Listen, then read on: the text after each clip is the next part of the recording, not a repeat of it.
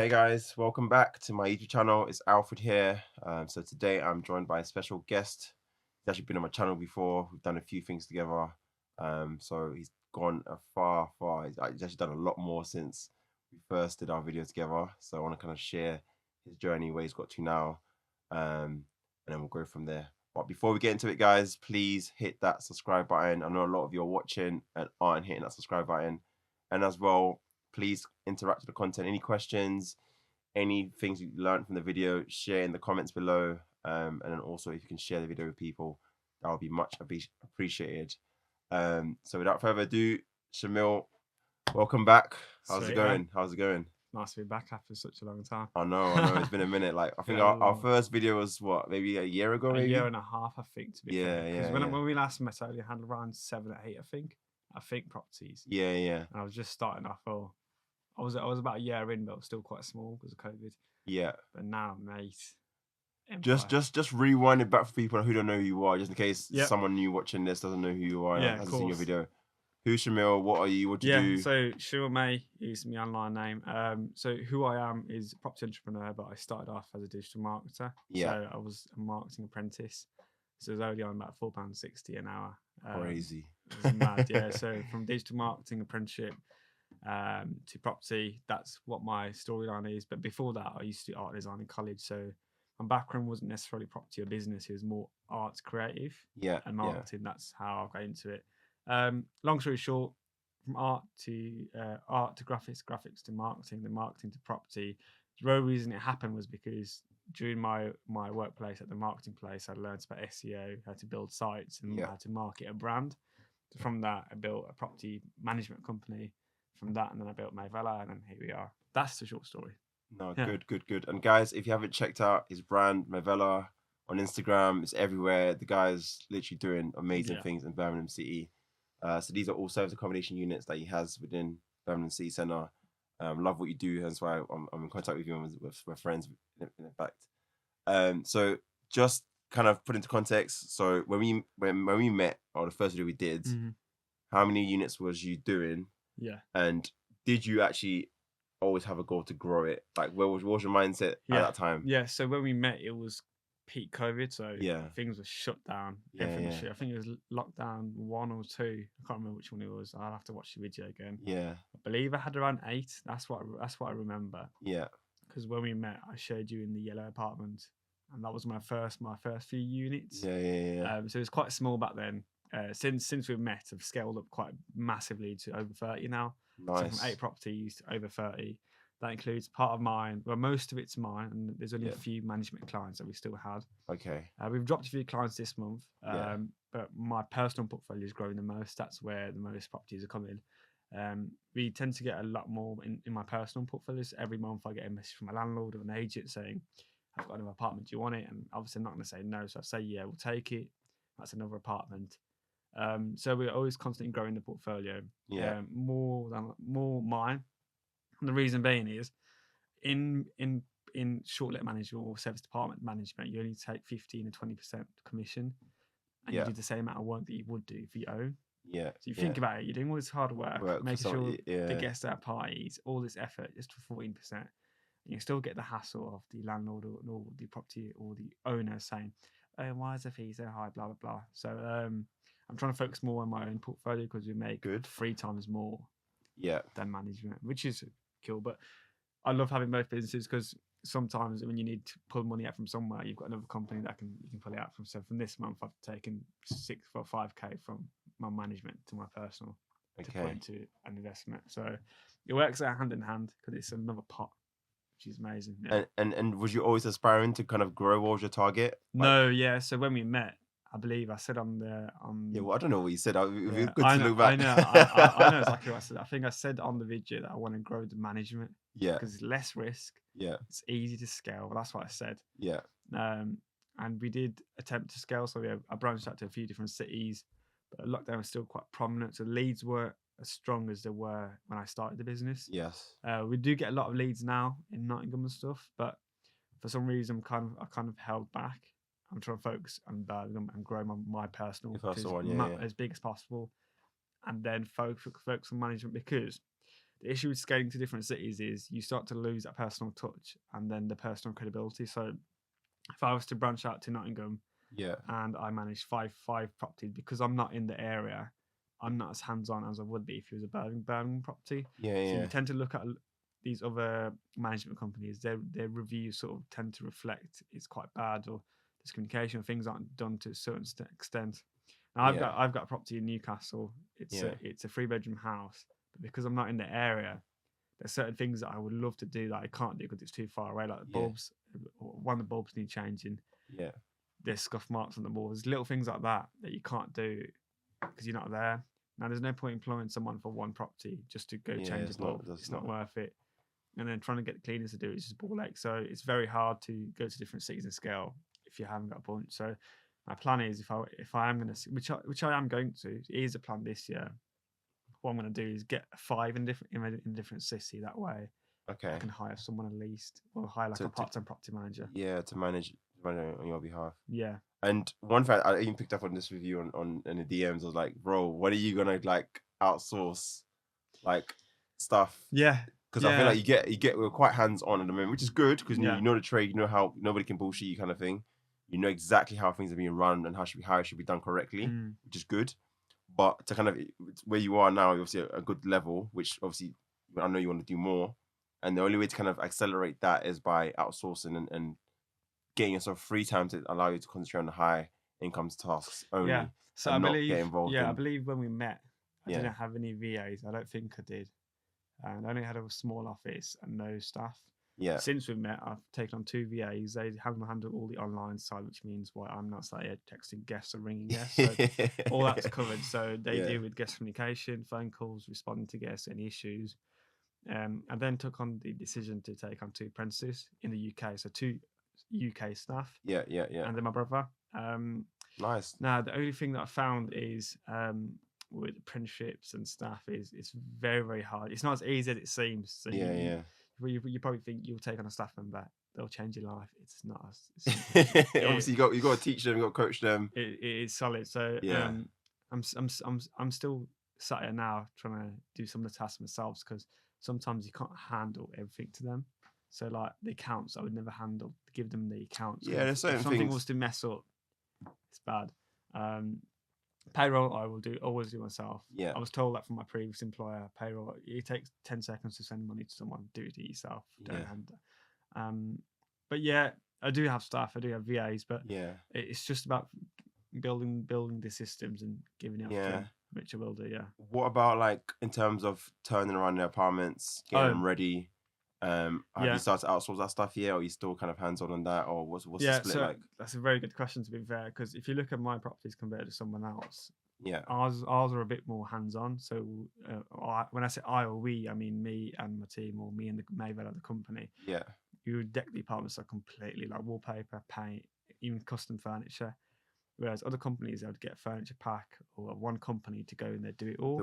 So their turnover time is probably faster, but their styling and look and design isn't as unique as mine. Yeah. So it's very hard to do what I do because no company does that or offers that sort of service. But could you find someone that isn't necessarily one of those kind of furniture companies? Yeah. But an interior designer / stage person who can come in. Stage. Oh yeah, cool. So and then there are a few people out there on Instagram that do that service, but again, it's the cost sort of side. Yeah. So obviously, being an entrepreneur and a business owner, you don't want to wait. Look, let's say the interior design was to charge £500. Why would you spend £500 when all you got to do is spend a few days on Wayfair, Amazon, find the furniture. Here's the mindset shift. Go on. £500 outsourced to somebody else, do the job that you would do that would take a few days. Yeah. Those few days can then allow you free time to be able to go away and acquire more units, which then brings you more income. So yes, your margin decreases slightly. You're now paying somebody else extra. But the bigger task, the more value task is bringing on more business. So if that makes sense. I get totally what you say. Yeah. The thing is, no one can get inside your brain or your. I know. It's a hard thing. I get it. Your thoughts. So when I'm doing a process for interior designing an apartment. Yeah. What I'm seeing and what the interior designer sees is two different things. I get it. So if I was to hand it off and she does that design, I'm like, no, I don't like. Now you're stuck in the middle of saying she sent you an invoice £500. You're like, but okay, so so mitigate that. Yeah. They do a mood board. Yeah, of course. You agree to the mood board, and obviously they live on that mood board, and that should hopefully be what you expected. Because even I'm saying this now, like, so all my interior designs on my HMS, I've always done it myself. But it's the first time that I'm traveling away, and I'm not going to get a chance to do the interior design myself. So, or I say interior design, stage the property myself. So I'm going to have to outsource that. So I'm going to try it out. And see how it is. I know what you mean, like the vision I have in terms of what I want to make the property look like. Hard. Yeah. And what I want to try and do is offload that to someone's brain or mind or whatever on paper and say, look, I want you to go and do this for me. I want it to look like this kind of style. And they need to get it and deliver on that. See, I'll be honest with you. I did get one of my staff members to do that exact thing. So I told them, find furniture for this apartment. It's 1 bed. Here's a colour theme. It's blue. Find furniture. Mate, it was the style. Yeah, then got it. It was literally awful. I swear to God. And so it's not their fault, but some people just don't get it and they won't understand it. And to be honest, it's very, very hard. And to be honest, I do want to try it, but then again, if it doesn't work, you lose. You got. I think it's one of those things you got to bite the bullet and just say, look, I've got to keep trying until I find someone who gets it. Yeah. It's the same with like working with videographers and stuff as well, and just bring it back to videographers. Like, there's some people have good editing style, and some people that get it. Like, you can give them raw footage, and then go away, put the music behind it, create the music, make it exciting. But you can still tell another videographer, create something like this, but they don't get it. Like, they don't get the music, they don't get how to change scenes, the visuals, the graphics. They just don't get it. See, the thing is, it's also the fact that I don't want to damage the brand because I work so hard to build. Maybe yes, but everything matters, man. Yeah. I want to challenge your mindset in the sense of, remember, you'll create a business. The business value currently at the moment is you, Shamil Mae. You're the value in the business. Of course, yeah. If you, God forbid, something else happens to you tomorrow, does that business survive? Honestly speaking, yes or no? At the moment, no, because I'm not building right. Exactly. I've not done that because just and normally as well, I don't know if you want to pass this business down to somebody else or you plan to exit the business, whatever, or sell it one day. If you're aspiring to do those kind of things, then you need to get things systemized, people in place who understand the vision, understand and believe it as much as you do. Obviously, nobody's gonna push as hard as you do. That's impossible. To be honest, I'm glad you've asked that because I did. That's something that I was gonna do. So I was gonna map out every little thing about the business, how it works. Yeah. Video guides, tutorials. So that is on my list to do. Yeah.